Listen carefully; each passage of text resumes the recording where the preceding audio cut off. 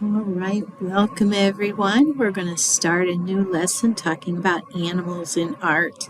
And I don't know about you, but the first thing I thought of when I thought of animals was every animal getting off Noah's Ark like this. It is a beautiful picture. If you love looking at art, there is an artwork that's famous called Peaceable Kingdom, Peace, Able, Peaceable Kingdom. I can't visualize it right now, but by, I think his first name's Edwards or last name Edwards. Take a look at that. As we continue here, there are animals that make art. There are people that make paintings. Now, if you're good at making one side but not the other side, maybe you'll do the approach like this lady where you just draw not the equal sides so we don't have to worry about the other eye that always stresses us out sometimes. Maybe, there's that Peaceable. This is the artwork I think I was talking about. It couldn't, maybe not, but we are going to maybe do a watercolor of an animal. Maybe we'll just do a pencil drawing of an animal. But before we do that, let me go ahead and join you guys. I wanted to do something fun and old school. All right, let me turn on my camera. Here we are.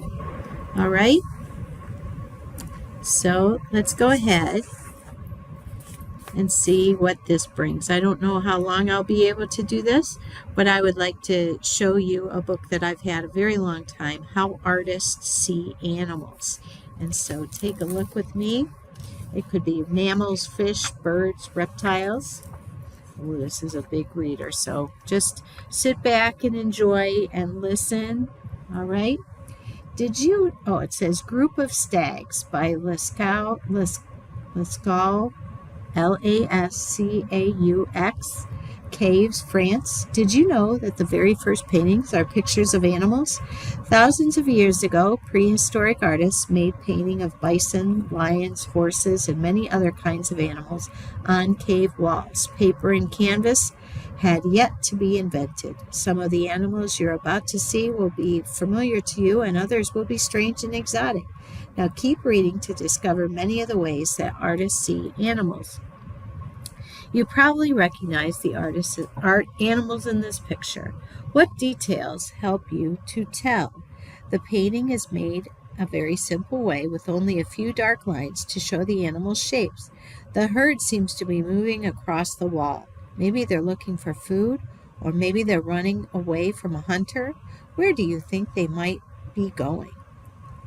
If you use your imagination, you might be able to hear their hooves as they move. What do they sound like to you? Right, so just try to answer these questions to yourselves. If you want to write it down in a paragraph and maybe send me the answers to these questions, you can, but I'm not going to ask. I just want you to be listening right now. All right, I'm trying to get it clear here. Mammal, The Yellow Cow, Cows are Mammals, by Franz Marc. This is a painting. Chances are you've never seen a cow like this before. Of course, the artist who made this painting hadn't either, except in his imagination. This extraordinary cow leaps through a landscape filled with bright colors that seem to come from a dream. How many colors can you find? What words would you use to describe the colorful cow? And if you want to pause it, you always can. Everyone knows that real cows aren't yellow and blue, but artists sometimes change the way things really look to express a feeling or make you look at familiar things in a new way. Try to imagine the same picture with black and white, a cow, and a green countryside. How would realistic colors change the feeling of the painting? Do you think it would be as much fun to look at? All right, this looks like Japanese art. Kishi Ganku, Tiger by a Torrent. No one would mistake this tiger with its deep orange coat, black stripes, and bright green eyes for any other animal. The artist drew the tiger in action as it gingerly steps down a rocky path along a stream of rushing water. It rests its great weight on a front paw and twists its body toward something on the other side of the stream. What do you think it sees? Do you think it will be able to cross the water safely? Look closely at the tiger's thick, velvety coat. The artist drew tiny little hundreds of lines to make the texture look so realistic. What other realistic details can you find? The big cat bears its long white fangs and glares off into the distance. Can you snarl? Well, you don't have to snarl unless you want to. Like this beautiful animal. The Water Hole by N.C. Wyeth. All right? It's so hard to do this. Buffalo. When you want a drink at a water fountain, you probably have to stand in line. These buffaloes are doing just that as they make their way down over the hills path to a refreshing water hole. Do they seem to be rushing quickly moving towards water, or moving at a leisurely pace? Now, obviously, it's a picture. It's frozen in time, but what do you think based on how this picture looks? I think it looks like they're moving. And you can do that by repeating shapes. All right, starting with the biggest buffalo, trace your finger over each of the lines. You may notice that the animals get smaller and lighter until they become tiny spots of gray paint. Artists do this to create a feeling of wide open space that reaches far into the distance. The smallest buffalo in the background still have a lot of ground to cover. How thirsty would you be if you had to walk this far for a drink of water?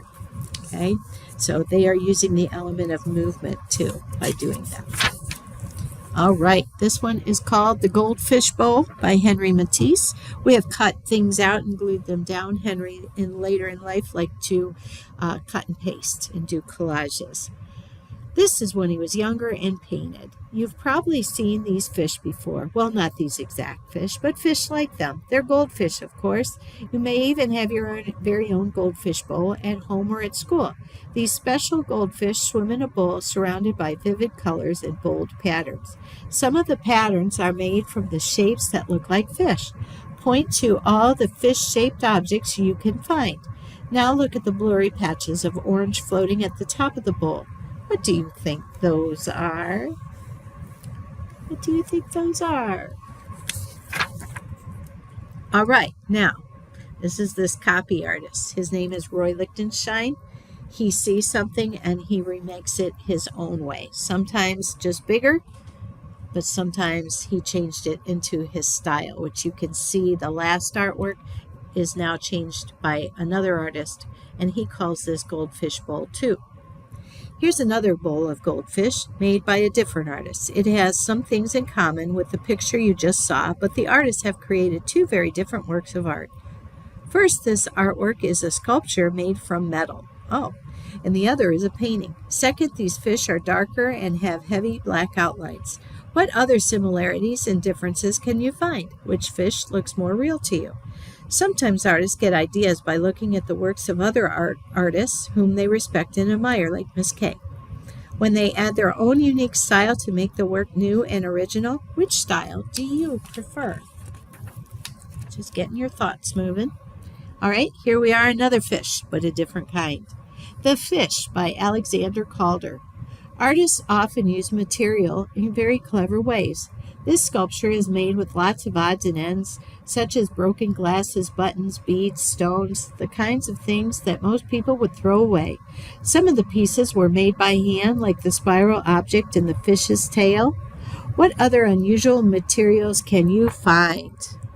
These bits and pieces help you imagine the texture of the fish's scales. They are smooth and slippery, or are they rough and sharp?